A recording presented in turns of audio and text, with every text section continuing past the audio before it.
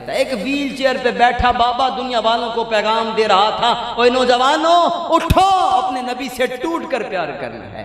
کافروں کو پتہ چل جائے، پھر لوگوں نے دیکھا نہیں۔ اور بابا جی کہا کرتے تھے، مجھے بڑا قرب ملا الحمدللہ، ان کے وصال سے 15 دن پہلے بابا جی نے میری دستار بندی فرمائی اور بڑی محبت فرمایا کرتے تھے۔ تو وہ ایک ہی بات کرتے تھے، وہ امام مالک کا جو قول ہے وہی فرمایا کرتے تھے۔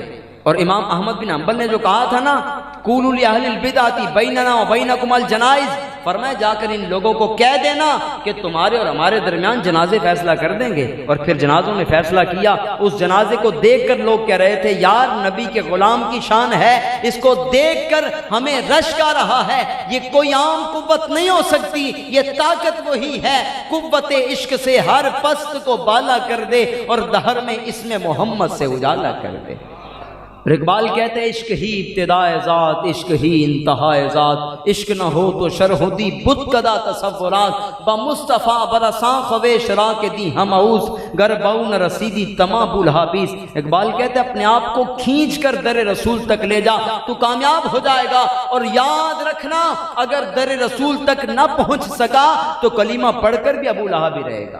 یاد رکھیے گا، یہی 2 منٹ ہیں اور 15 منٹ مکمل ہو گئے، میری گفتگو سمٹ گئی۔ ہمارے پرانے بزرگوں نے نا حضور کی عزت پر پہرے دیے ہیں اور حضور سے اس انداز سے ٹوٹ کر پیار کیا ہے۔ اور یاد رکھیے گا میری اس بات کو، کوئی عام سا بندہ بھی ہو نا، نبی سے ٹوٹ کر پیار کر لے، حضور اس کو اوج ثریا تک بلندی عطا کر دیتے ہیں۔ پیر جماعت علی شاہ صاحب فرماتے ہیں، ہمارے علاقے کے اندر نا ایک بالکل سادہ سا آدمی جس سے کوئی سلام نہیں تھا لیتا، جس کو دیکھ کر بچے نا محلے کے مذاق اڑاتے تھے۔ آپ فرماتے ہیں عشق چیز ہی ایسی ہے یار، بندے کو بڑی بلندی دیتی ہے۔ آپ فرماتے ہیں میں تمہیں بتا رہا ہوں، ہوا یوں کہ اس کی کانوں میں آواز پڑی، بیٹھا تھا نشے کے اندر مست، اس کے کانوں میں آواز پڑی، کوئی عیسائی حضور کے خلاف بات کر رہا ہے، اس سے برداشت نہ ہوا، سب کچھ چھوڑا، وہاں پر پہنچا، ڈنڈا اٹھایا، اس کے سر میں مار دیا، وہ پادری دنیا سے رخصت ہو گیا۔ آپ فرماتے ہیں اس کو اٹھایا گیا، جیل میں ڈال دیا گیا۔ اب ملنے کے لیے محدث علی پوری پیر جماعت علی شاہ صاحب جاتے ہیں، وہاں پر پہنچے نا، فرمایا یار تو عام سا بندہ تھا، بتا یہ مقام کیسے مل گیا؟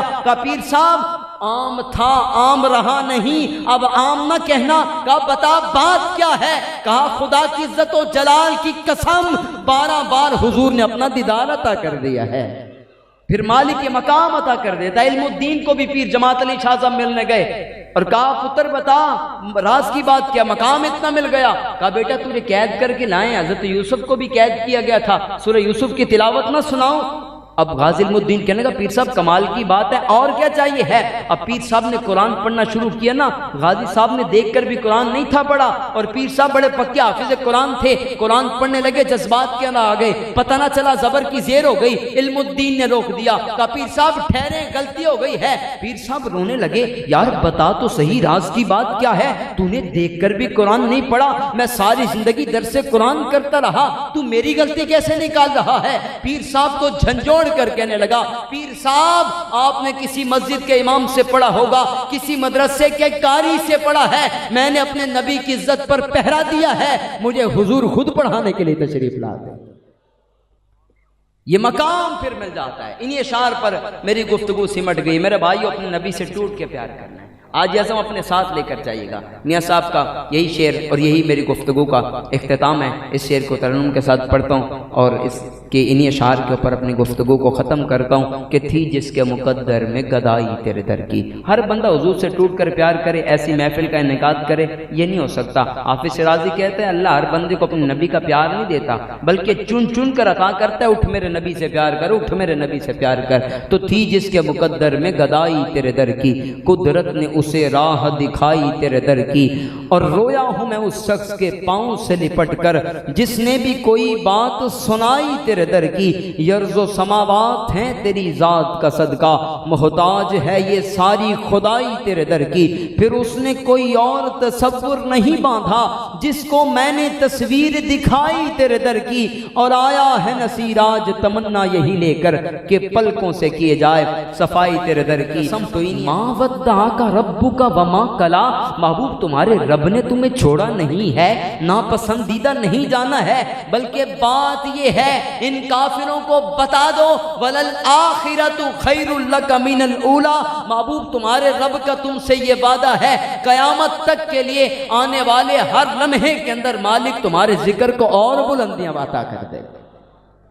تم نے سوچا تھا نبی کا نام دبا لو گے، تو سنو، فانوس بن کر جس کی حفاظت ہوا کرے، یارو وہ شمع کیا بوجھے جسے روشن خدا کرے۔